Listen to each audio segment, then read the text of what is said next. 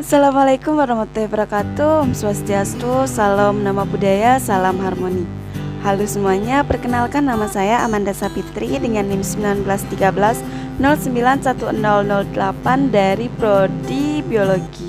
Di sini saya akan menjelaskan tentang antibiotika. Yuk simak videonya sampai akhir.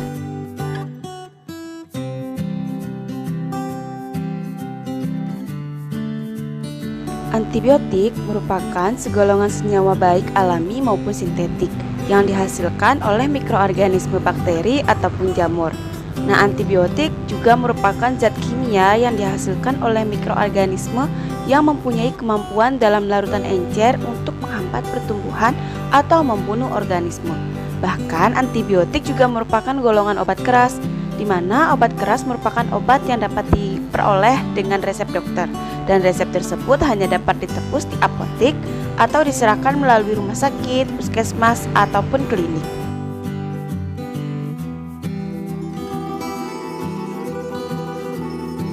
Penemuan antibiotik oleh Paul Ehrlich yang pertama kali menemukan apa yang disebut dengan magic bullet, di mana magic bullet ini dirancang untuk menangani infeksi mikroba.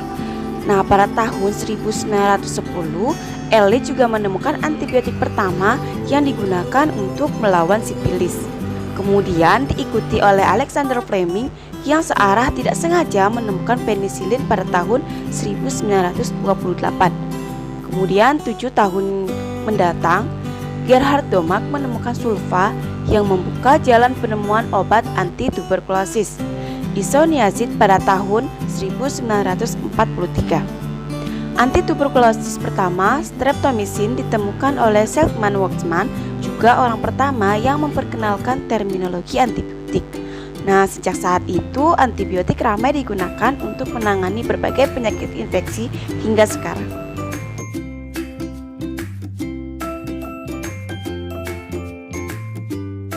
Golongan antibiotik menurut Jay dan Raharjo pada tahun 2010 yang dapat diklasifikasikan sebagai berikut. Yang pertama, berdasarkan struktur kimia yang dibagi menjadi 7 golongan. Yang pertama ada golongan beta-laktam, contohnya golongan penisilin. Kemudian ada golongan aminoglikosida, contohnya gentamisin. Selanjutnya ada golongan polipeptida, contohnya polymyxin. Selanjutnya ada golongan quinolone, contohnya ofloxacin. Kemudian ada golongan makrolida, contohnya lincomycin. Kemudian ada golongan sulfonamide, contohnya sulfacetamid. Kemudian ada golongan tetrasiklin, contohnya tetrasiklin. Kemudian golongan yang kedua berdasarkan luas aktivitasnya yang dibagi ke dalam dua golongan. Yang pertama ada antibiotik narrow spectrum, yaitu aktivitasnya yang sempit, contohnya ada penicillin G dan penicillin V. Kemudian ada antibiotik broad spectrum, yaitu dengan aktivitas yang luas, contohnya ampicillin.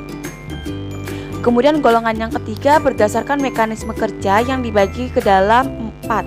Nah, yang pertama menghambat sintesis atau merusak dinding sel bakteri, contohnya dari golongan beta-laktam. Kemudian memodifikasi atau menghambat sintesis protein, contohnya dari aminoglikosida. Kemudian ada menghambat enzim-enzim esensial dalam metabolisme folat, contohnya trimetropin. Kemudian ada mempengaruhi sintesis asam nukleat, contohnya quinolone.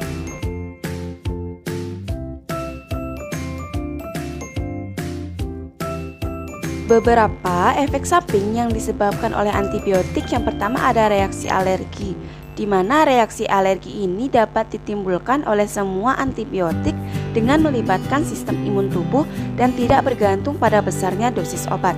Nah, bentuk reaksi alergi pada penisilin merupakan yang paling sering terjadi, yaitu reaksi urtikaria pada kulit. Kemudian yang kedua ada reaksi toksik, di mana antibiotik pada umumnya bersifat toksisitas selektif, tetapi sifat ini relatif.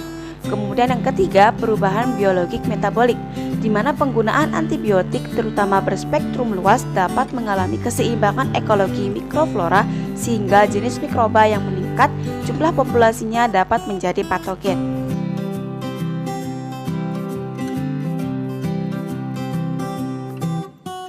Menurut Marjoni dan Yusman pada tahun 2017, berikut merupakan aturan pakai antibiotik.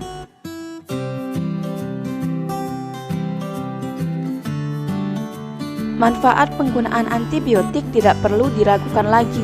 Akan tetapi, penggunaan antibiotik yang berlebihan akan segera diikuti dengan munculnya kuman kebal antibiotik, sehingga manfaatnya akan berkurang.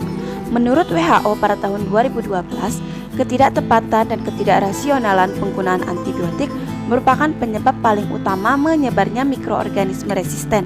Adapun faktor lain yang dapat menyebabkan resistensi antibiotik yang pertama, kelemahan atau ketiadaan sistem monitoring dan surveillance.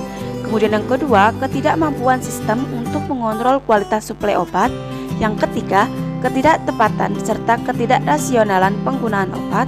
Yang keempat, buruknya pengontrolan pencegahan infeksi penyakit. Dan yang terakhir, kesalahan diagnosis dan pengobatan yang diberikan.